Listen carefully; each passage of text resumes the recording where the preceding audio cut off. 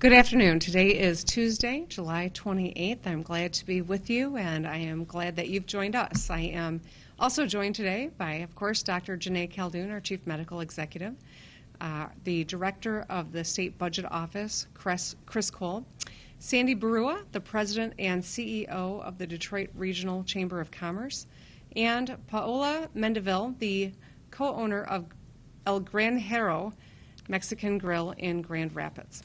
I also was wearing a mask when I started that says vote because we have an election in 1 week. And if you've got an absentee ballot, I encourage you to throw it in the mail today or tomorrow to make sure that your vote gets counted. And if you haven't yet voted, go online and figure out how to do that safely. In Michigan, we have spent more than 4 months fighting back hard against COVID-19 and the pandemic that has ravaged the globe. People across the state have made unprecedented sacrifices throughout the crisis.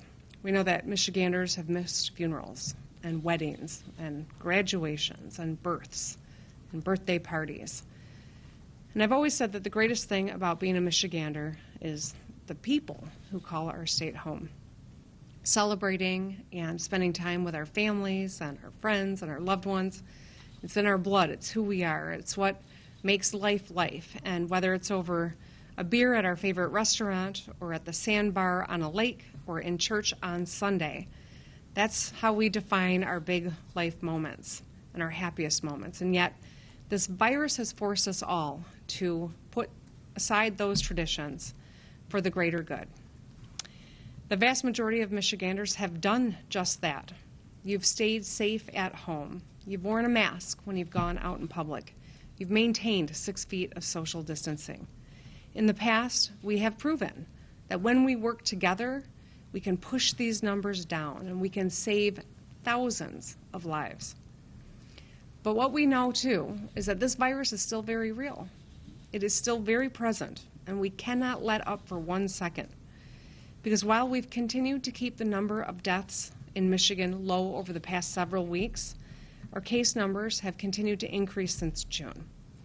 So we've got to all double down and do our part right now. Please wear your mask, maintain physical distancing, and get tested.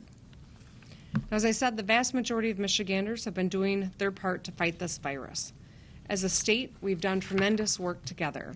And if you look at the national news, you see that there are states that are in a terrible crisis where we were months ago. But if we're going to continue to beat back this virus and help our state recover, we need more help and leadership at the federal level. Last week, I called on the President to issue a federal mask mandate, because when more Americans wear a mask in public, we can save lives and put ourselves in a better position to send our kids back to school this fall. Governors of both parties in at least half of the states have issued mask orders to protect their residents. I think of Kay Ivey in Alabama, who's required everyone to wear a mask in indoor spaces, very similar to what we have done here in Michigan. Wearing a mask has been proven to reduce the spread of COVID-19 by 70%. Modeling from the University of Washington indicates that more than 40,000 lives, 40,000 American lives, would be spared nationwide if 95% of us wore a mask. And last Monday, the President tweeted that it's patriotic to wear a face mask when you can't socially distance. I applaud his statement and urge him to embrace a nationwide mask order. Back up that statement and let's take action. We need to require masks on public transport, indoors and outdoors, when 6 feet of distance can't be maintained. We have a chance to save tens of thousands of American lives. I'm hopeful that we will seize this opportunity. A federal mask mandate would be a great start, but we also need a strong recovery plan from the federal government to help our small businesses, our owners, the first responders, our state government, our local government, so that we can all recover from this. Yesterday, the President and Senate Majority Leader Mitch McConnell released a plan that fails to support states and communities as we continue to respond to this crisis. Their plan does not give the adequate relief to millions of hardworking Americans who've lost their job as a result of the mishandling of this crisis. And last week, 1.4 million people across the U.S. filed initial unemployment claims. That's the first increase since April. And yet, the proposal that just came out of Washington would reduce pandemic-related unemployment benefits that have been a lifeline for so many people, including 1.1 people in our state who are relying on that $600 federal supplement to make ends meet before it expires. Making matters worse, the U.S. Senate leader and the White House are also proposing to move to a complicated benefits system that would create an already overburdened state unemployment agency, would give them more work to do in terms of months that it would take to implement. And that means families who are already struggling would struggle for longer waiting on the help that they need. Our working families can't go that long without this important economic lifeline. So, the proposal that came out of D.C. yesterday ties critical funding to our schools, critical funding for the education of our kids, to reopening plans and makes it contingent on that. Here's what we know about education. We got to continue to follow the science, and we can't move unless we know it's going to be safe to do that. The Michigan Safe Schools Plan that I announced last month requires districts to put together plans for 3 different phases of the My Safe Start. I want to thank our parents and local health experts, management, and labor leaders in our schools. They're playing a vital role in this process, and parents everywhere, I hope that you are engaged as well. We've got to show respect for one another and cooperation. That's how we're going to get through this together. In April, the United States Senate leader McConnell said that he'd rather see states declare bankruptcy than to give us the federal support that we need. And while the tune has changed a bit in recent days, I can tell you that the plan they put on the table does not accomplish the goal of helping states. And I implore everyone in Washington, D.C. to stop the partisanship and get something done. I have been spending a little bit of time writing some remarks for a memorial for Governor Milliken, and it just strikes me that in this moment it's more important than ever that we have leaders that are not going to be tethered to political parties, but are going to be tethered to getting this done for the people of this country, because COVID-19 doesn't stop at a state border. It doesn't observe party lines. This is an insidious virus that has hurt us all and damaged our economy. So what we need is the U.S. Senate to come to the table ready to negotiate with the House. The House has shown leadership in the HEROES package that would dramatically improve our ability to support our frontline workers, to expand access to health care, to help our local municipalities do the important work of tracing, and gives us the kind of support that we need to educate our kids in a safe manner. Now, I know how this works. The Senate's got to put their print on it. Well, they got to come to the table and get this done, and get it done now. Michigan is not the only state calling on them. We need them as Americans to deliver for us all. We're grateful for the leadership of the U.S. House and hopeful that the Senate will come ready to get serious and negotiate, and that the President will sign something quickly. The COVID-19 pandemic has required sacrifice and leadership. It has demanded that we all work together to protect each other. Michiganders are doing their part. We're showing the rest of the country what it looks like to work together against this crisis. In Michigan and states across the country, we need the Trump administration and our federal representatives to get this done. As I've said, every one of us, doesn't matter what party you're in, every one of us has to be a part of making sure that this country navigates the pandemic and comes out stronger. That's what we need right now more than anything. I'll continue to do my part, working with my fellow governors on both sides of the aisle, calling on Washington to deliver for everyone in this state and beyond our borders. And I'm hopeful that Michiganders will continue to do your part. Mask up, take care, look out for one another, and show one another a little bit of grace. These are trying times. We will get through this together if every one of us does our part. And with that, I will hand it over to our Chief Medical Executive, Dr. Janae Khaldun. Thank you, Governor. So today we are announcing 79,176 cases and 6,170 total deaths due to COVID-19 in Michigan. Overall, for the past 2 weeks, we've seen a plateau in the number of daily new cases.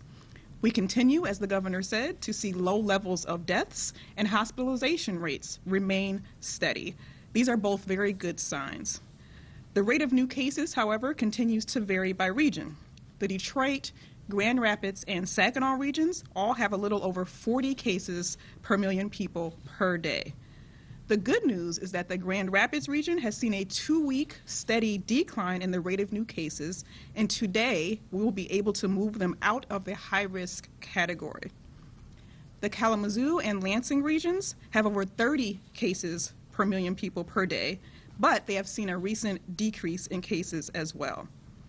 The Jackson region has just under 30 cases per million people per day, although this area has actually seen a continued slow increase in the case rate for the past 6 weeks. The Upper Peninsula and Traverse City areas are seeing under 20 cases per million people per day as well. So each region of the state, also, this is good news, is now meeting the goal for testing in their region, which is a good sign.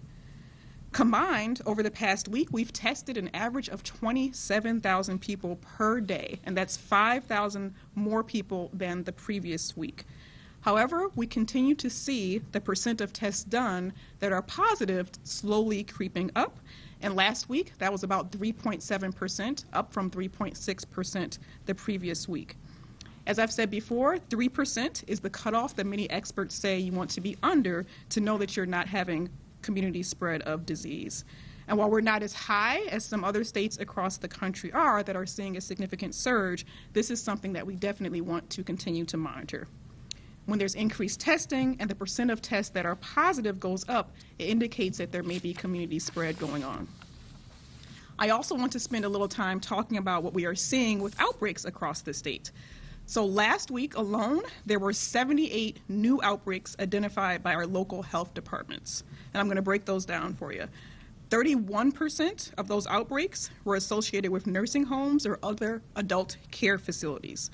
22% of those were associated with social gatherings. 10% were associated with workplaces, and another 9% were associated with restaurants. Other places where we are finding outbreaks include childcare, agricultural work settings, bars, personal care services, and gyms. And there are still times, and this is important, when the local health department is unable to identify where a person may have gotten the disease from. Local health departments last week were able to identify a source of infection for about 32% of the new cases that occurred, meaning we don't know where about 68% of cases were exposed. This means it continues to be incredibly important for people to do the basics. Wear your mask, wash your hands, and maintain 6 feet of distance away from others as much as possible. There's still many new outbreaks that we're identifying every week, and there's evidence that there is spread in the community. And we also know that people can spread the disease even when they do not have any symptoms. I also want to continue to emphasize that you must make sure that you're getting tested. Anyone who's working outside of the house, anyone who's been exposed or has symptoms of COVID-19 should get a test. And you can still go to our website, www.michigan.gov/coronavirus test, or you can call 211 and they can help you find a testing site as well. We've also talked a lot about case investigation and contact tracing. So once the state receives a positive test result, state and local public health staff are reaching out to about 90% of those people who tested positive within 48 hours. However, we're still only able to complete that initial interview of those positive cases about 2/3 of the time, mostly due to people having wrong contact information or not answering the phone. Our preliminary data is also showing us that about 1/3 of people who test positive are already in quarantine at the time that we contact them. This is an important metric that we will continue to monitor. The more people know that they've been exposed and are in quarantine before they have a positive test resulted, the more we will be able to box in the disease. This is why contact tracing work is so very important. However, as I mentioned, we're still having challenges with people not answering the phone, wrong contact information that were received at the time they got the test, and people not wanting to give us information about their close contacts. So MDHHS is actively working to build out the infrastructure to be able to support this active work. As part of that, we've actually given our local health departments $10 million to hire additional people to do this contact tracing work. And yesterday, we announced a new text messaging platform. Our public health staff will now be able to easily send you a text message to your phone if you were potentially exposed and you can be expecting a call. The most important thing we need everyone to do is answer their phone when public health staff attempt to call you. And I know that sometimes people do not pick up their phone if they see a number that they don't recognize, but this additional text messaging platform will allow you to know that there's a call that will be coming from a public health staff. I want to continue to emphasize, we won't ask for any bank information or social security numbers, but please do share information about who you may have been in contact with. So I know 2020 has been an incredibly challenging year for everyone, but if we are patient, if we do what we are supposed to do, we can beat this disease. That means that if you are sick, get a test and stay home. If you've been exposed, get a test and stay home. Wear a mask at all times if you're going to be out in public. Maintain 6 feet of space between yourself and others as much as possible. Wash your hands frequently and answer the phone if a public health staff person calls you. These simple measures will slow the spread of the disease and they will save lives. And with that, I will turn it over to our State Budget Director, Chris Kolb.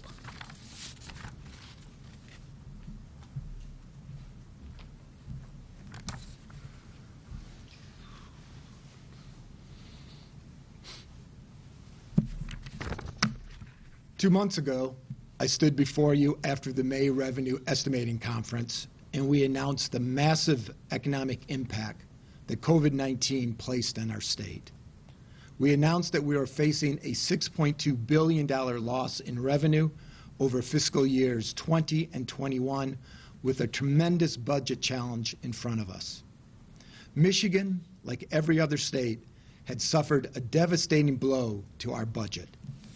At that time, we announced the need for a third revenue estimating conference in August so that we could get the most up-to-date revenue picture possible before beginning negotiations on fiscal year 21 budget. We also called on Congress for additional funding. Those two things still hold true today. We need additional information from our August Revenue Estimating Conference, and we need help from Congress to address our fiscal 21 budget shortfall. Having said that, a lot has happened over the last 2 months. By working with the legislature, we have managed to address the budget shortfall for the current fiscal year. I truly appreciate my working relationship I have with the appropriations chairs, Representative Hernandez and State Senator Jim Stamas.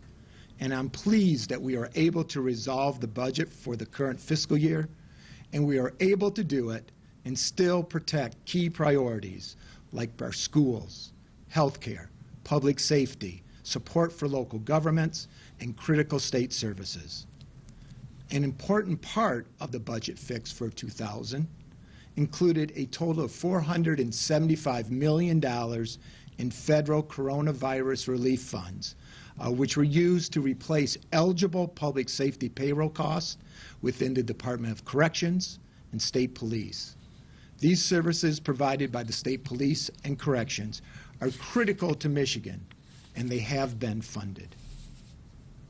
In short, federal funding was key to balancing our current fiscal year budget.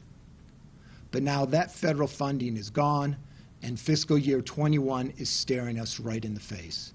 We have just 2 short months to address fiscal year 21. The budget shortfall for the next fiscal year, which does begin on October 1, is a huge challenge. We know that the shortfall, again, will be in the billions of dollars. Additionally, we know that we have increased Medicaid costs and other DHHS costs in the hundreds of millions of dollars. The state continues to implement the hiring and spending freezes, which have generated important general fund savings, and we will continue to look at the rainy day fund as an option.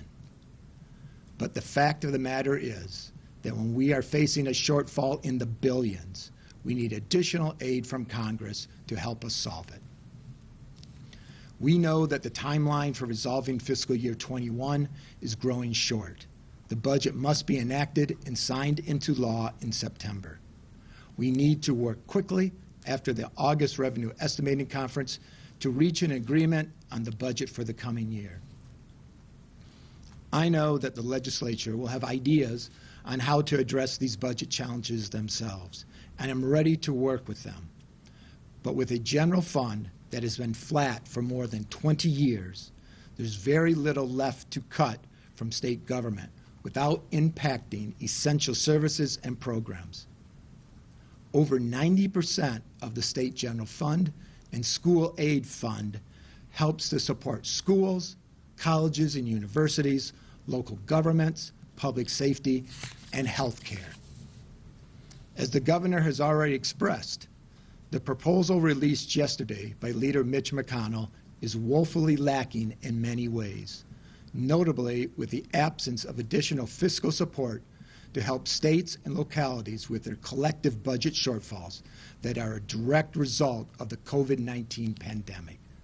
There is not a single new dollar in the McConnell package allocated to the needed economic relief that Michigan and the other 49 states need. Frankly, that's pretty unbelievable. Under the current revenue projections for May, next year our budget forecast is to be hit by another large shortfall, estimated at more than $3 billion, just part of the estimated collective $615 billion in all of the state budget shortfalls across the country through the year 2022. One of the most effective steps to help states would be to provide substantial federal aid to address these huge revenue shortfalls, just like the House-passed HEROES Act would do. The HEROES Act would allocate over $13 billion to our state in direct support over the next 2 years. This effort to provide critical funding to help states and local communities avoid cuts in services and investments that would worsen the current situation and would also help us avoid laying off teachers and other essential workers that have been impacted by the need to impose additional budget cuts in fiscal year 21, which would only make the recession even worse and last longer. In recent testimony before Congress, the Federal Reserve Chair, Jerome Powell, noted that it would hold back the economy if states and local governments lay people off and cut essential services. So far, more than 1.5 million state and municipal jobs have been cut in the pandemic, double the size of the loss in the Great Recession. The HEROES Act would also provide Michigan with $2.8 billion to help stabilize our investment in education, where 65% of those dollars would flow through the state to local school districts, with 30% set aside for public colleges and universities. The McConnell proposal holds 2/3 of its education funding hostage unless schools reopen. I have never seen anything like that in my career, let alone during such an unprecedented time as this pandemic. The McConnell plan does not provide the additional federal funding we need to solve our budget shortfall. With his plan, the budget reductions in the coming year will be severe, as cuts to education, public safety, and health care services at both the state and local level will be unavoidable given the current revenue dollars.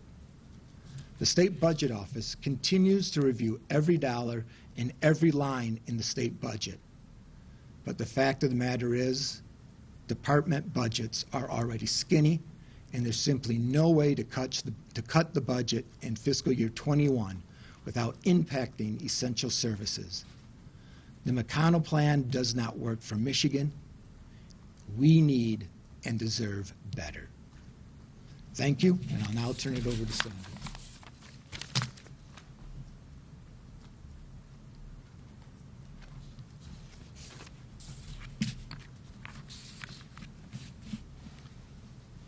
Governor, thank you for your public service and your public leadership.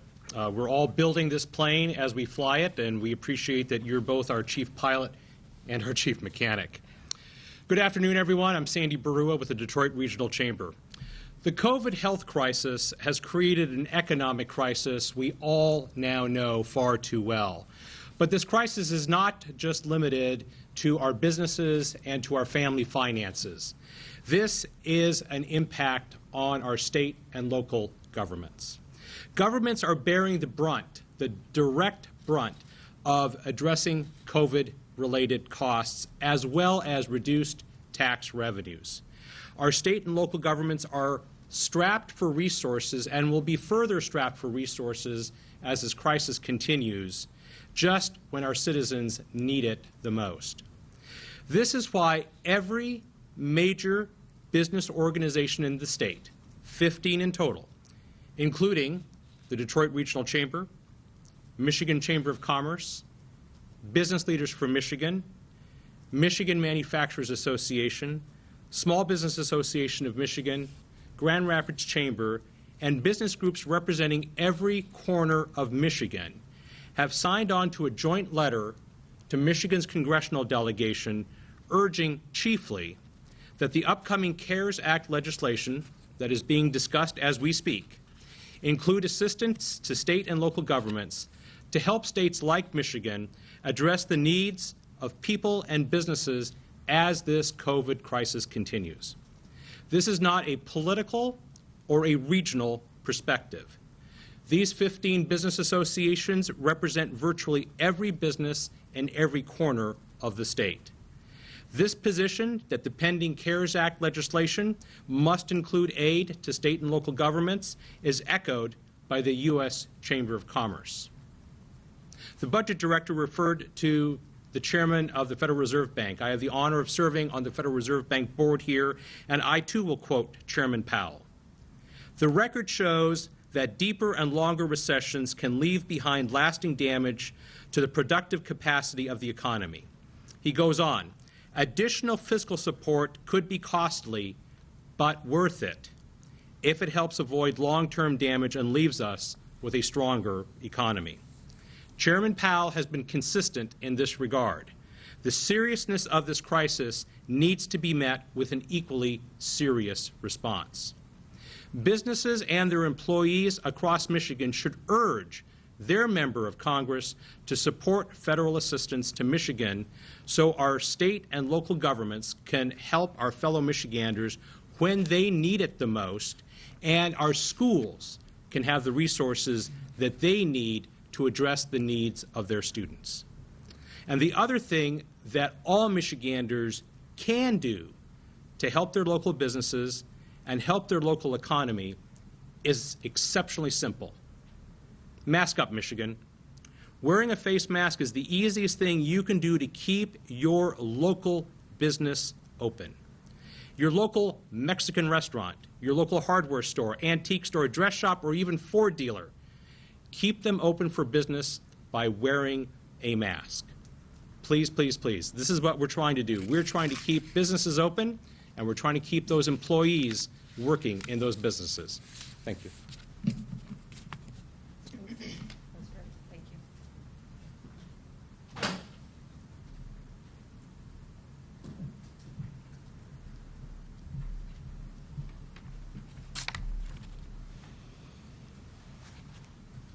Buenas tardes. My name is Paola Mendeville. I am catering coordinator for my family business, El Granjero Mexican Grill. Since 2007, we strive to provide authentic Mexican dishes in the Grand Rapids area. When we opened our business 12 years ago, we went through a difficult economic stage in our country going into recession.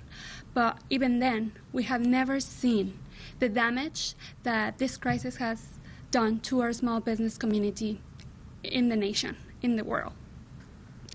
Even through the stage of recovery, we have seen the disparities because of the decisions that our federal government is making. Small businesses are the heart of the economy, not only locally, but globally. And there is no denying small businesses owners have suffered major setbacks because of this crisis. We are one of those. Since March 16, we closed our dining room, and that resulted in 75% decrease in our sales.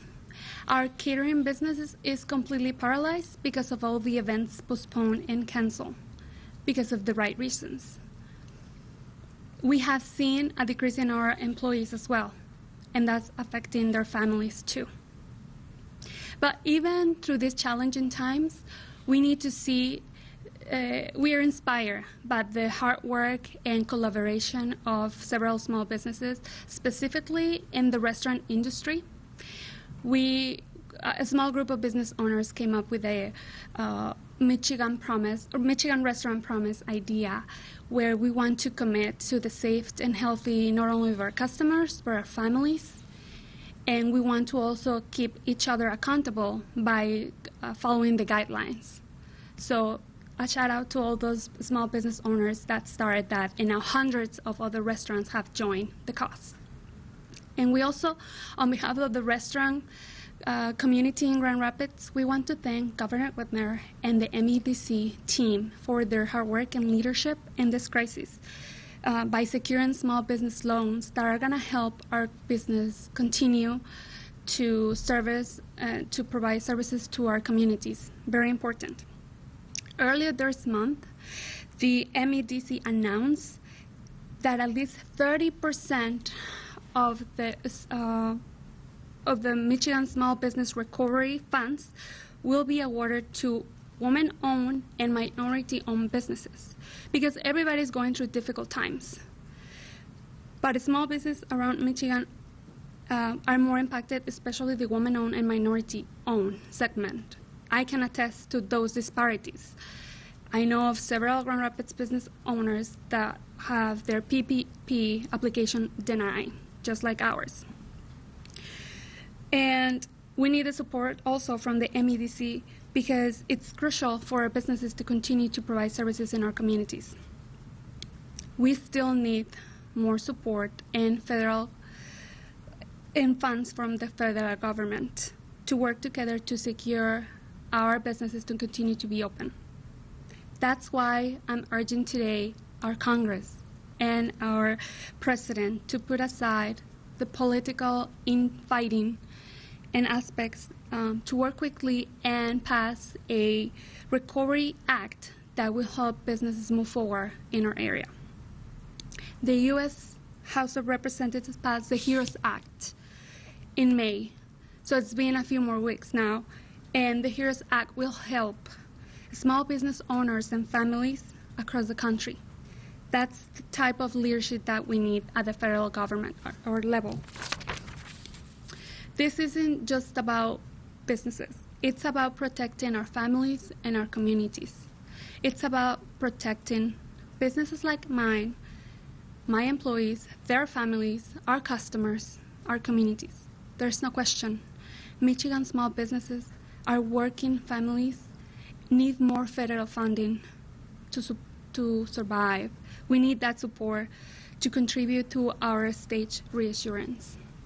We need leaders in the federal government to work together to pass a recovery act that will help businesses like mine, like my neighbors, like those who have joined the Michigan Restaurant Promise. Our economy will suffer, but other millions of working people will count on small businesses for employment. And so today I call on Congress to start working together today to provide Michigan workers, small businesses, and our families with additional support if we want to move forward in our area, in our country. Thank you.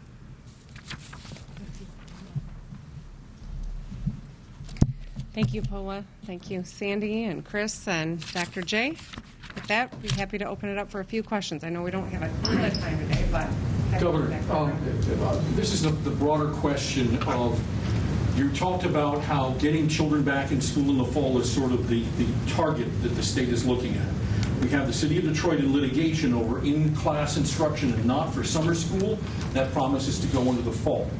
Where is the state of Michigan in terms of what it's going to look like in the fall to get there? Are our numbers in the right spot to get there, the trajectory? And then what does this look like in the fall in terms of in-class instruction and not having it because some districts are saying they want to be in and some say they don't? Yeah, so I think that you've articulated all of the primary pressure points here. We've got 800 districts in the state of Michigan in various regions that have different experiences with COVID-19. That's why the council that I named of educational experts that came from very different walks within the educational ecosystem and of various different expertise put together the plan to return to learn, the safe re-engagement of in-person instruction.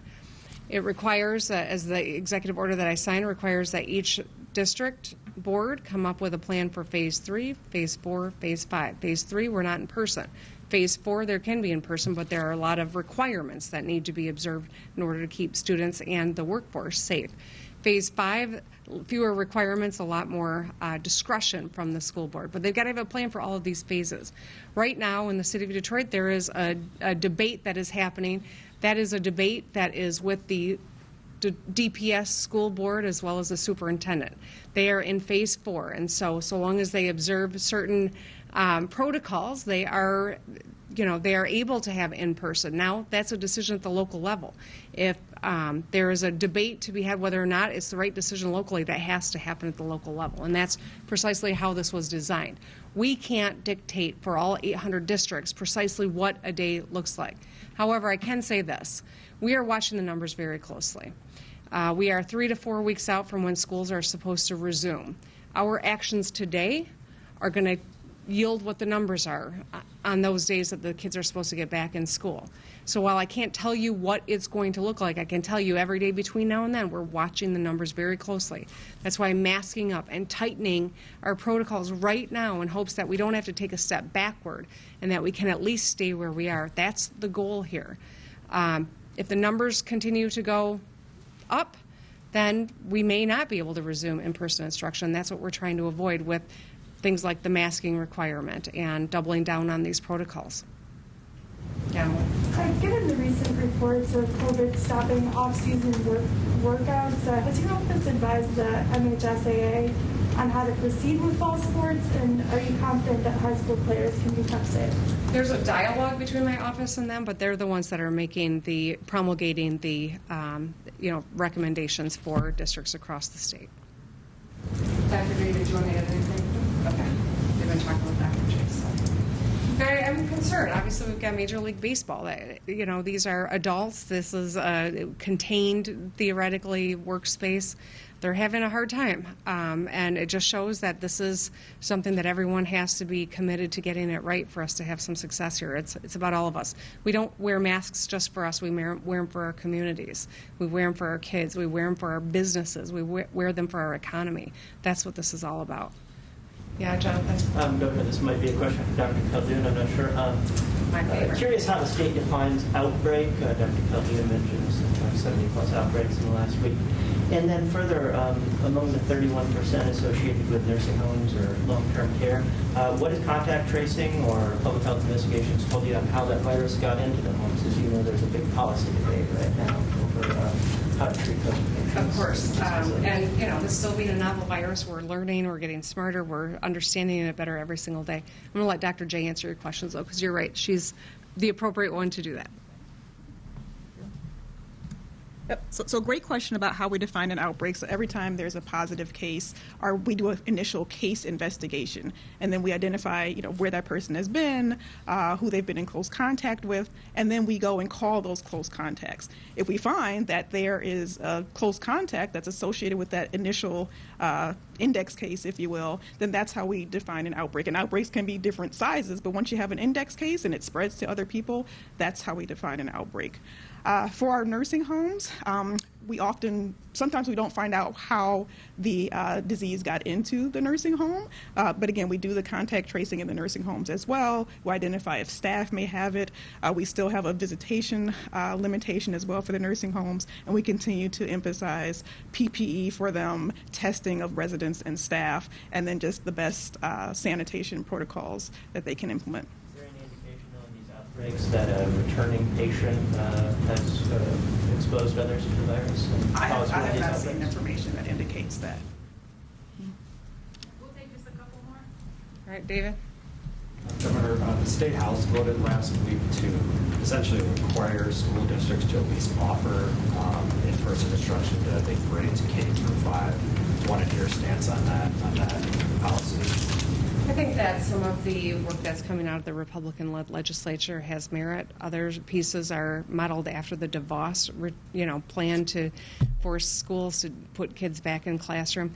We're going to be focused on the science. I understand that different political agendas are afoot here, but at the end of the day, this isn't a political issue. This is about making sure that when we resume, we do so in a way that is safe for our students and safe for our teachers.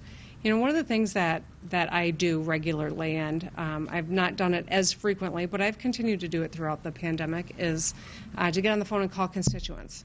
I don't always call people who agree with me. It's never a dull conversation when I catch someone on the phone, but yesterday I spoke with a teacher in Portage who is taking care of 2 parents who are medically vulnerable. She is a teacher in public schools and has kids in the public schools. She is understandably very worried about resuming in-class instruction, especially with younger students who don't wear masks, because she doesn't know where the students and their parents and everyone who lives in their household have been all day long, and doesn't want to take home a potentially deadly disease to anyone in her family, but especially her parents who are particularly vulnerable. We have to remember that we're talking about our children. We have to remember we're talking about our children's families. We have to remember we're talking about everyone in the workforce. And that's why where the numbers are headed are going to dictate any policy that we ultimately embrace, because we've got to get this right. And if it's too dangerous, we are not going to be able to proceed. And that's why masking up today increases our odds of resuming in-person instruction in the fall. Mackenzie. Sticking with schools, how long are you willing to wait before making a decision for allowing some of these? I know parents are calling us and asking us all of the time, how can they plan, how can they go back to work, what can they do for child care? Are they going to have a parent stay home and teach while their kid is learning online? What's the timeline for this? As we know, some districts are starting in a few weeks. Yeah, so there's not a perfect time that we will have a precise understanding that gives people notice where they can do all the appropriate planning. We all have to remain nimble, and it's hard. I don't like saying that, because my personal motto is, if you fail to plan, you plan to fail. We're doing planning for lots of different contingencies. That's why we take this so seriously. But we have to recognize there may be different contingencies. It all depends on the saturation of COVID-19 cases across our state, whether or not we are able to identify a nexus and do the tracing and do the isolation, or if we have rampant community spread. If we look like Florida, it would be inadvisable for us to resume school, much less continue all of the different pieces of our economy that we've re-engaged. We're trying to avoid that. We've had a lot of success in that. We have to keep doing what we know to be the right thing, and then we can have a lot more confidence. It'll be safe to re-engage. So what is the timeline? I mean, in a couple weeks from now, we'll know what actions today yield in terms of COVID cases. A couple weeks after that, we'll see what it means in terms of hospitalizations. That's the lagging indicators of this particular type of virus. And so what we know is if we do this simple act, we're going to put ourselves in a much stronger position, economically speaking, speaking, of course, the health and safety of our residents is paramount, but also in terms of giving parents and workplaces the confidence that their kids are going to be safe to return to school. So you're going to know before we get to that first day, but it's going to be a lot closer to it than anyone's going to be happy with, and that's just the nature of this disease. And I wish I could make it differently, but that's a part of the problem that we have as a nation around this. So thanks, everybody.